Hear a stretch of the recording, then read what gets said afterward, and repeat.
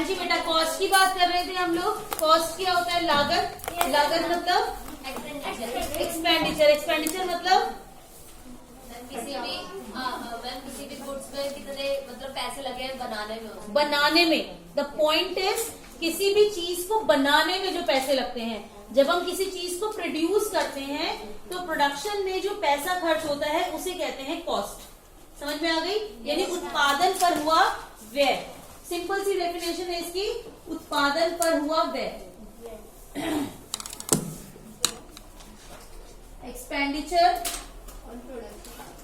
On production. स्नेह को बच्चे काउंट कर लो, फिर वो आंटी बीच में आएंगे। ठीक है, काजल की बेटी है। तो प्रोडक्शन पे जो भी पैसा खर्च होता है उसे कहते हैं हम कॉस्ट। क्लियर हो गई ये बात? अब हमारी जो कॉस्ट है वो बहुत सारे टाइप्स की होती है, लेकिन फिलहाल मैं आपको शॉर्ट रन कॉस्ट करा रही हूँ। शॉर्ट रन यानी जो शॉर्ट पीरियड के लिए होती है। आपको याद होगा हमने जो प्रोडक्शन किया था, प्रोडक्शन में भी मैंने आपको यही बात बताई थी कि returns to factor, returns to scale, दो चीजें होती हैं। साधन के प्रतिफल, पैमाने के प्रतिफल, है ना? Returns to factor short term concept होता है, returns to scale long term concept होता है। और हमने रिटर्न्स टू स्केल नहीं पढ़ा था क्योंकि लॉन्ग टर्म का कॉन्सेप्ट स्कूल लेवल पर नहीं पढ़ते, वो ग्रेजुएशन में पढ़ना जाके।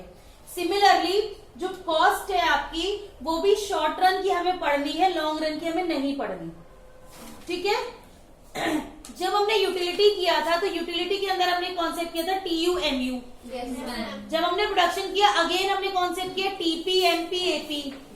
ये T और M आपका पीछा नहीं छोड़ेंगे। अगेन वही कॉन्सेप्ट दोबारा है, PC, MC और AC। आगे रिवेन्यू वाला चैप्टर आएगा, उसमें TR, MR, AR। यानी ये कॉन्सेप्ट आपके पीछे नहीं छोड़ेंगे। पूरी माइक्रो में यही सब चीजें हैं। ठीक है? TC यानी टोटल कॉस्ट, यानी कुल लागत। MC मतलब मार्जिनल कॉस्ट यानी सीमांत लागत। एवरेज कॉस्ट यानी औसत लागत। ठीक है? ध्यान से समझेंगे। टोटल कॉस्ट मतलब जो ओवरऑल टोटल खर्चा हुआ। मान लीजिए आपकी एक फैक्ट्री है और आपकी फैक्ट्री में अब अपने आप को इमेजिन करो कि आपकी खुद की एक फैक्ट्री है, उसमें जो जो खर्चे होते हैं ना, गिनवाना शुरू करिए। फैक्ट्री लैंड का खर्चा, एक एक करके, लेबर का खर्चा, मशीन का खर्चा, हाँ, रॉ मटेरियल का खर्चा, मनी, कैपिटल बोलते हैं उसे, इलेक्ट्रिसिटी का खर्चा, लेबर बोल तो दिया, लेबर, रॉ गुड्स भी बोल दिया, लेबर का हो गया, लेबर के वेजेस हो गए। बस यही खर्चा होता है और कोई खर्चा नहीं होता। मशीन का देखभाल करना, रिपेयरिंग का खर्चा चलो हो गया। और मैम जो सामान की पैकिंग वगैरह होती पैकेजिंग का खर्चा, मैम वो लोड भी तो होते हैं मैम, सामान एक जगह से दूसरी जगह ट्रांसपोर्ट किए जाते हैं, ट्रांसपोर्टेशन का खर्चा, साफ सफाई का खर्चा।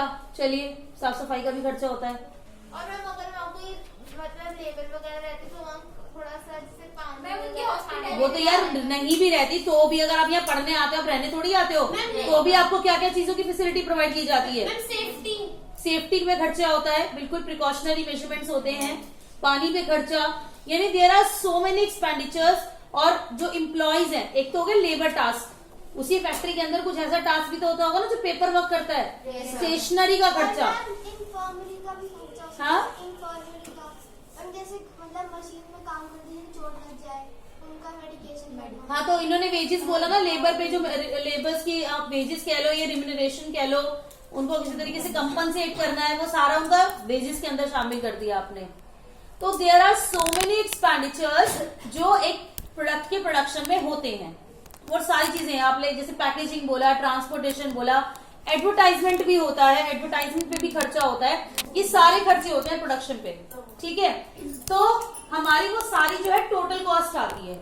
हमने इस टोटल कॉस्ट को दो पार्ट्स में डिवाइड कर दिया है, दैट इज फिक्स्ड कॉस्ट और वेरिएबल कॉस्ट। आप इसे TFC भी बोल सकते हैं, total fixed cost, total variable cost. यानी ये हो गया स्थिर लागत, ये हो गया परिवर्ती लागत। आई थिंक नाम से समझ में आ गया आपको इसका मतलब क्या है। स्थिर लागत मतलब आप अपने प्रोडक्ट का प्रोडक्शन बढ़ाएं या घटाएं या करें ना, आपकी वो कॉस्ट आपको पे करनी है, वो कांस्टेंट रहेगी। बताओ ऐसा कौन सा खर्च है? लैंड। क्यों भाई? Ma'am electricity. तो मैम लैंड। क्यों? मान ली मैंने ये कमरा बंद कर दिया, मैं इसमें कोई प्रोडक्शन करती हूँ, तो मैं इसकी बिजली भी क्यों चलाऊंगी? कमरा बंद है, बाहर से ताला लगा दिया, बिजली बंद है। और आप कह रहे हो सैलरी, अगर मान लो मैं काम नहीं कर रही, ठीक है, तो मैं लेबर्स क्यों हायर करूंगी? लेबर्स को निकाल दूंगी, सैलरी देनी पड़ेगी उनकी। और अगर मुझे प्रोडक्शन बढ़ाना है तो और लेबर हायर कर लूंगी, ज्यादा सैलरी देनी पड़ेगी। और मैम अगर वो रेंट पे है तो उसका तो देना पड़ेगा। बिल्कुल, the point is rent on land. जो जमीन आपकी है, वो जमीन का जो किराया जाता है, वो तो आप प्रोडक्शन करो ना करो, फिर भी आपको वो देना पड़ेगा। बात समझ में आ गई? तो क्वांटिटी बढ़ने या घटने से जो कॉस्ट नहीं बदलती, कांस्टेंट रहती है, उसे हम फिक्स कॉस्ट कहते हैं। एग्जाम्पल आप डाल सकते हो रेंट। और एक आपका वाला पॉइंट हम डाल सकते हैं कि लेकिन हम साथ में कंडीशन देंगे कि सैलरी ऑफ परमानेंट एम्प्लॉयज। जो हमारे परमानेंट एम्प्लॉयज होते हैं, देखिए जब भी कोई फैक्ट्री चलती है, कोई दुकान होती है, कुछ भी होता है, किसी कंपनी की अगर हम बात करें तो सारे, अगर मान लो कंपनी बंद होने के कगार पे, तो बात अलग है, लेकिन उस स्टेज पर भी 2 या 4 लोग कंपनी के जो एम्प्लॉयज होते हैं, जो उसकी कंपनी की संपत्ति, धरोहर होते हैं, एसेट्स होते हैं कंपनी के लिए, उनको नहीं निकाला जाता। आप देखते हो जैसे कंपनियां बंद हुई, ठीक है, बहुत सारे प्राइवेट स्कूल्स में भी, क्योंकि बच्चे तो स्कूल जा नहीं रहे थे, अब उन्होंने ऑनलाइन क्लासेस के जरिए सिर्फ ट्यूशन फीस, सरकार ने, आपको पता होगा ये बात कि सरकार ने कहा था सिर्फ बच्चे से ट्यूशन फीस ली जाएगी, जो और फीस ली जाती है development charges, building charges, computer charges, वो नहीं लिए जाएंगे फीस में, प्राइवेट स्कूल्स में, ठीक है। तो अब उन्होंने क्या करा, क्योंकि उनकी तो इनकम कम हो गई, उन्होंने जो एक्स्ट्रा स्टाफ था अपने स्कूल में वो निकाल दिया। जैसे मेरी डॉटर की भी पहले कंप्यूटर टीचर अलग थी, ड्राइंग टीचर अलग थी, पर्सनालिटी डेवलपमेंट टीचर अलग थी, ठीक है, और बाकी सब्जेक्ट्स की अलग टीचर थी और हिंदी की अलग टीचर थी, ऐसे थी, 5 टीचर्स थी इसकी। लेकिन अब सिर्फ इसकी 3 टीचर्स हैं, कंप्यूटर और ड्राइंग के टीचर्स हटा दिए, वो क्लास टीचर ही है, वही पढ़ाती है थोड़ा बहुत जो पढ़ाती है, अदरवाइज नहीं। मतलब क्या हो गया, वो एक्स्ट्रा टीचर्स थे, जो स्कूल खुलता तो जरूरी होते हैं भाई, वो क्योंकि एक्स्ट्रा एक्टिविटीज कराने के तो पैसे लेते हैं कि नहीं स्कूल वाले। समझ में आई बात क्या कहना चाह रही हूँ मैं? तो लेकिन हमारे जो कुछ परमानेंट एम्प्लॉयज होते हैं, जिनको हम नहीं निकालते प्रोडक्शन कम होने के बावजूद, तो उनकी सैलरी भी हमारी फिक्स कॉस्ट होगी। लेकिन वेरिएबल कॉस्ट मतलब अगर हम प्रोडक्शन ज्यादा करते हैं तो कॉस्ट भी बढ़ जाती है, प्रोडक्शन कम करते हैं कॉस्ट भी कम हो जाती है, प्रोडक्शन 0 करते हैं, बिल्कुल भी नहीं करते, तो ये कॉस्ट भी 0 हो जाती है, होती नहीं। भाई अगर मैं प्रोडक्शन ही नहीं कर रही तो रॉ मटेरियल क्यों लाऊंगी?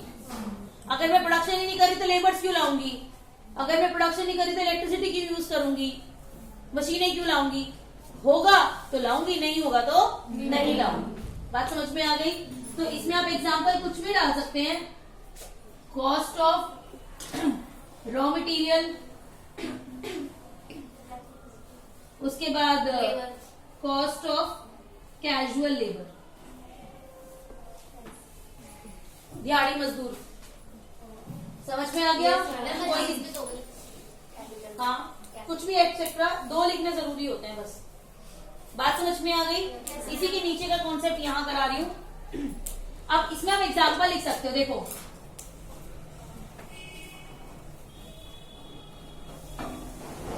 मान लीजिए आपने कुछ भी प्रोडक्शन नहीं किया, 0, फिर आप 1 यूनिट का प्रोडक्शन कर रहे हो, फिर आप 2 का 3 का प्रोडक्शन बढ़ा रहे हो, लेकिन जो फिक्स कॉस्ट है वो उतनी ही रहेगी। ये बात समझ में? यही डेफिनेशन कहना चाह रहे हैं हम कि प्रोडक्शन चाहे 0 हो, प्रोडक्शन चाहे बढ़ा दे, या प्रोडक्शन घटा दें, cost will remain same. Constant. बात समझ में आ गई? अगर मैं इसका डायग्राम बनाऊंगी, यहाँ पे 0, यहाँ पर क्वांटिटी और यहाँ पर कॉस्ट, ठीक है। चाहे 0 हो, 1 हो, 2 हो, 3 हो, 4 हो, the cost will remain same, Constant. Constant. तो फिक्स कॉस्ट का जो शेप हो गया वो स्ट्रेट लाइन हो गया। प्रियंका समझ में आ रहा है? पक्का? काजल क्लियर हो गया? फिक्स कॉस्ट वेरिएबल कॉस्ट में ज्यादातर क्वेश्चन पूछा जाता है, ठीक है। ये इसका पहला पॉइंट हो गया, ये इसका दूसरा पॉइंट हो गया, ये इसका तीसरा पॉइंट हो गया और इसका चौथा पॉइंट हो गया। मैम जो ये शेड्यूल वगैरह होते हैं, ये हम जैसे डिफरेंशिएट करना होता है उसमें डाल तो सकते हैं। बिल्कुल डाल सकते हैं, तभी तो हमारे आंसर के पॉइंट्स बढ़ेंगे। वरना कहने को जब डिफरेंस की बात आई तो 2 पॉइंट हो गए, खत्म हो गया। एक डेफिनेशन, एक एग्जांपल, आगे क्या करूं? 4 नंबर में क्वेश्चन आएगा तो आप, क्योंकि 6 में तो ये आता है, वो मार्क्स पे डिपेंड करता है ना, 2 नंबर का आएगा तो इतने ही 2 नंबर का आएगा तो सिर्फ डेफिनेशन लिख के एग्जांपल लिख दिया, ठीक है। 4 नंबर में आएगा तो 4 से ज्यादा में ये आएगा नहीं, 6 का नहीं है ये, ठीक है। 4 में आएगा तो डेफिनेशन लिख दिया, एग्जांपल लिख दिया, शेड्यूल बना दिया और डायग्राम बना दिया। समझ में आ गया? ऐसे वेरिएबल कॉस्ट का अगर मैं बनाऊं, ये इसका पहला पॉइंट, ये इसका दूसरा पॉइंट, वेरिएबल कॉस्ट का बनाऊं, अगर मैं प्रोडक्शन नहीं कर रही तो वेरिएबल कॉस्ट भी 0। जैसे जैसे प्रोडक्शन बढ़ रहा है वेरिएबल कॉस्ट भी मेरी बढ़ती जाएगी, कभी 10 हो गई, 15 हो गई, 25 हो गई, 37 हो गई, 40 हो गई, लाइक दैट। मैंने ऐसे ही कुछ भी रैंडम नंबर ये इंक्रीजिंग में ही जाएगा। जाएगा, बढ़ेगा ही, ऐसा कुछ मैंने वो नहीं किया कि गैप का कोई इश्यू नहीं लिया अभी मैंने, यहाँ कोई गैप इश्यू नहीं है। जैसे प्रोडक्शन में था ना गैप इश्यू, ऐसा कुछ नहीं है, बस मैंने यूं ही कुछ भी नंबर लिख दिया, ठीक है। इसके शेप मैम ये नेगेटिव में भी जा सकता है। कॉस्ट नहीं, कॉस्ट नेगेटिव कैसे जाएगी? कॉस्ट नेगेटिव का मतलब ये है कि मैं प्रोडक्शन कर रही हूँ और मुझे कोई पैसा दे रहा है, तो सामान बना लेना, मैं तेरे को पैसा देता हूँ। कॉस्ट का मतलब होता है पैसा खर्च होना, ठीक है ना। अगर मैं कोई चीज बना रही हूँ तो मेरा पैसा खर्च होगा, मुझे पैसे मिलेंगे थोड़ी बनाने के, वो तो तब बेचने में मिलेंगे। समझ में आ गई? अब इसकी शेप पे ध्यान देंगे। इसकी शेप ना इन्वर्टेड एस होती है, उल्टा एस, मैम देखने आएगा। Inverted S shape. एस होता है ना, एस उसका उल्टा यानी ऐसे। क्यों होता है ऐसा? इसका एक लॉजिक है। हम नंबर्स लिखते वक्त इस लॉजिक को नहीं समझते, लेकिन जब डायग्राम बनाते हैं तो थोड़ा सा हमें ध्यान देना पड़ता है कि जब हम प्रोडक्शन बढ़ाते हैं, ध्यान से समझेंगे। मान लीजिए मेरी कोई फैक्ट्री है और मैंने शुरुआत की है अभी, जब मैं प्रोडक्शन बढ़ाऊंगी तो शुरू में मेरे को रॉ मटेरियल महंगा मिलेगा, मेरी कॉस्ट तेजी से बढ़ेगी, ठीक। लेकिन उसके बाद जब मैं प्रोडक्शन बढ़ाऊंगी तो कंपैरेटिवली मुझे सस्ता मिलने लगेगा, क्योंकि अब मैंने बल्क में सामान खरीदना शुरू कर दिया, तो कंपैरेटिवली मेरी कॉस्ट कम होने लगेगी एज कंपैरिजन टू प्रोडक्शन। ये बात समझ में आ गई? अगर मैं उसके बाद भी प्रोडक्शन बढ़ाती हूँ तो अब वो ये कहेगा भाई मैं फ्री में थोड़ी दूंगा तेरे को। भाई एक एग्जांपल लेती हूँ, मान लीजिए मैं शर्ट्स बनाती हूँ, शर्ट्स के लिए मुझे कपड़ा चाहिए रॉ मटेरियल में, मैंने 10 मीटर कपड़ा लिया, ठीक। मैंने 10 मीटर कपड़ा लिया, उसने कहा जी मैं 50 रुपए मीटर के हिसाब से आपको दूंगा, ठीक। 50 रुपए मीटर के हिसाब से उसने दिया तो मेरी कॉस्ट हो गई 500। अगर रेट जो है वो 50 रुपीज पर मीटर है, ये बात समझ में आई? Yes sir. अब मैंने कहा भाई मैं 10 मीटर नहीं, मैं 40 मीटर कपड़ा लूंगा तुझसे। उसने कहा ठीक है, आप 40 मीटर कपड़ा लोगे, इतना ज्यादा ले रहे हो तो मैं आपसे 50 की जगह 40 रुपए रेट लगा दूंगा, चलो। भाई हम यही होता है ना, वो यही करता है। अगर हम 2 या 4 चीजें लेते हैं वो उसी रेट पे देगा, जब हम बल्क में खरीदते हैं तो वो रेट कम कर देता है कंपैरेटिवली। उसने कहा ठीक है, अब मैं आपको 40 रुपए मीटर के हिसाब से दे दूंगा, तो अब कितना हो गया? 1600 रुपीज मेरी कॉस्ट हो गई, ठीक है। उसने कहा जी मैं ना आपसे अब 100 मीटर कपड़ा लूंगा, वो कहेगा जी मैं ना अब ज्यादा तो नहीं कम कर सकता, 40 से चलो 38 कर दूंगा बस। कितनी कर देगा वो? घटाएगा, ज्यादा थोड़ी घटा सकता है, लॉस में थोड़ी बेचेगा। अब उसने 38 रुपए मीटर के हिसाब से कपड़ा बेचा, अब उसकी कॉस्ट हो गई 3800। अब वो कहता है, अब उसका प्रोडक्शन खूब बढ़िया चल रहा है, वो कह रहा है भाई मैं ना जैसे 200 मीटर कपड़ा लूंगा। वो कहेगा भाई अब तू चाहे 1000 मीटर कपड़ा ले ले, मैं 38 से कम नहीं कर सकता। समझ में आई बात क्या कहना चाह रही हूँ मैं? Yes, यानी अब वो प्रोडक्शन करता है, उसके बाद भी अब उसकी कॉस्ट कंपैरेटिवली कम नहीं होगी, अब उसकी कॉस्ट में कॉन्स्टेंटली बढ़ती जाए। कंपैरिजन की बात कर रही हूं मैं, बात समझ में आई? कोई चीज हमें जिस रुपए मीटर से मिलती थी, पहले मुझे 50 रुपए मीटर से मिलती थी, फिर मुझे 40 रुपए मीटर से मिलने लगी, कंपैरेटिवली कॉस्ट कम हो गई, फिर मुझे 38 रुपए मीटर से मिलने लगी, कंपैरेटिवली कॉस्ट और कम हुई, लेकिन अब उसके बाद कॉस्ट कम नहीं होगी। इसी कारण की वजह से जो वेरिएबल कॉस्ट की शेप होती है वो इन्वर्टेड एस होती है। शेप का नाम याद रखेंगे, इन्वर्टेड एस, उल्टा एस। ठीक है, कई बार पेपर में कुछ एप्लीकेशन बेस्ड क्वेश्चन डाल देते हैं तो ये वर्ड यूज हो जाता है, तो आपको पता होना चाहिए कि इन्वर्टेड एस शेप होती है। कुछ कुछ शेप्स के नाम आपको पता होने चाहिए। समझ में आ गई? ये स्ट्रेट लाइन है, पैरेलल टू एक्स एक्सिस है, तो सिंपल सा है। ये कुछ थोड़ा सा अलग है, और बनाएंगे कैसे देखो। प्रॉपर एस नहीं बनता, हल्की सी लुक देनी है एस की। थोड़ा सा पहले बढ़ाते हुए, फिर घटाते हुए, फिर बढ़ाते हुए, थोड़ा सा ऊपर, फिर नीचे, फिर ऊपर। समझ में आया? ये आपकी वेरिएबल कॉस्ट की शेप होगी। समझ में आ गया? पक्का? फटाफट नोट करिए जल्दी से।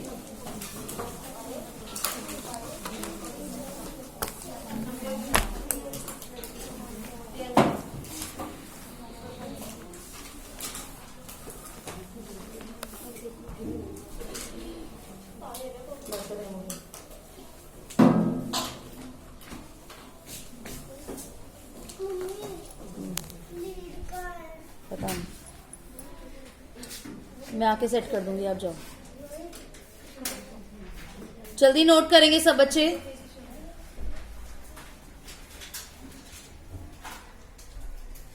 ये चारों पॉइंट्स टीएफसी और टीवीसी के नीचे आएंगे, कहीं एमसी के नीचे लगा दो। ठीक है, स्टैंडिंग पोजीशन में नीचे ही आते रहेंगे ये। तो हमने कहा कि डेरिवेशन ऑफ टीसी के अंदर, कि टीसी हमने कहा कि फिक्स कॉस्ट और वेरिएबल कॉस्ट का टोटल होती है। जो भी हमारे फिक्स्ड खर्चे हैं, जो भी हमारे वेरिएबल खर्चे हैं, उनको मिला देंगे तो टोटल कॉस्ट बन जाएगी। तो ये तो हो गया फॉर्मूला। अगर मैं इससे न्यूमेरिकल कराऊं तो जो आपको टेबल अभी लिखवाई थी उसमें एफसी और वीसी को प्लस कर दूंगी तो टीसी बन जाएगा। लिखने की जरूरत है बोर्ड पे? आप लोग जगह बना लो और कर लेना। क्वांटिटी 0, 1, 2, 3, 4, 5, 6। फिक्स कॉस्ट आपकी 10, 10, 10 थी। जो भी आपकी वेरिएबल कॉस्ट थी वो लिखा, और इन दोनों को आपने प्लस कर दिया, एफसी और वीसी को। 29 सही कितना है? हाँ। आपने दोनों को प्लस कर दिया तो टोटल कॉस्ट आ गई। ये टोटल कॉस्ट हमने कैसे निकाली? एल्जेब्रिकली, यानी न्यूमेरिकल वाइज, नंबर्स वाइज। अगर मुझे इसका डायग्राम बनाना है, ध्यान से समझेंगे इसका डायग्राम। यहाँ पे क्वांटिटी, यहाँ पे टोटल कॉस्ट। हमें दोनों डायग्राम्स बनाने हैं। पहले एफसी का बनाते हैं, फिर वीसी का बनाते हैं। ध्यान से समझेंगे। एक बार मैं बना लूं पहले, उस हाथ से मैंने। एफसी का ऐसा होता है स्ट्रेट लाइन, वीसी का होता है इन्वर्टेड एस। ठीक है, ये शेप भी आपको भी बहुत बार प्रैक्टिस करनी पड़ेगी, तब आएगा। ये आसानी से बनती नहीं है। ठीक है, अब हमें टीसी बनाना है। देखो ये तो कांस्टेंट है ना, ये गैप तो है ही है, यानी जो टोटल कॉस्ट बनेगी वो इस जैसी बनेगी, क्योंकि ये तो कांस्टेंट है। समझ में आई? शेप ये तो कांस्टेंट है, जो टोटल कॉस्ट की शेप होगी वो बिल्कुल वेरिएबल कॉस्ट जैसी होगी। बस इन दोनों में डिफरेंस किसका होगा? एफसी का। एफसी यहां से शुरू होता है ना। अब अगर मान लो 0 प्रोडक्शन है, वेरिएबल कॉस्ट 0 है, वेरिएबल कॉस्ट 0 है, तो टोटल कॉस्ट कितना होगा? 10 होगा ना। यानी फिक्स कॉस्ट के पॉइंट से शुरू होगा। यहां से शुरू करोगे और बिल्कुल इसकी पैरेलल बनाओगे, जैसा ये है ना, बिल्कुल ऐसा ऐसा इसके ऊपर बिल्कुल वैसा ऐसा वैसा बनना चाहिए। और इसमें कोई स्केल आपको हेल्प नहीं करेगा, प्रैक्टिस हेल्प करेगी। देखो ध्यान से, एक बार में तो शायद बोर्ड पे मेरा भी नहीं बनेगा।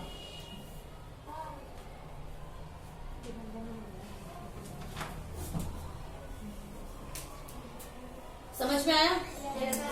जो इसकी शेप है वो बिल्कुल वेरिएबल कॉस्ट जैसी बनेगी। अगर आप वर्टिकली देखोगे ऐसे स्केल से यहाँ पर ऊंचा है तो यहाँ पर भी ऊंचा, यहाँ ढलान है तो यहाँ भी ढलान, यहाँ ऊपर जा रहा है तो यहाँ भी ऊपर, ऐसे करके और उसके पैर बिल्कुल पैरेलल। क्यों पैरेलल? क्योंकि इन दोनों का जो गैप है वो ये है। और थोड़ी सी कोशिश करेंगे, हर बार हो नहीं पाता कि ये वाला जो गैप हो, थोड़ा सा इसी सब का ध्यान रखें कि वो गैप इसके बराबर हो। आप इसी को थोड़ा छोटा रखना, क्योंकि अगर ज्यादा गैप रखोगे इसको तो ये वाला गैप इतना बन नहीं पाएगा। समझ में आ गया? पक्का? Yes ma'am. ओके बस इतना ही हो पाया। चलिए टोटल ये टेबल कंप्लीट कर लेना, ठीक है? टेबल कंप्लीट करके इसका डायग्राम बना लेना।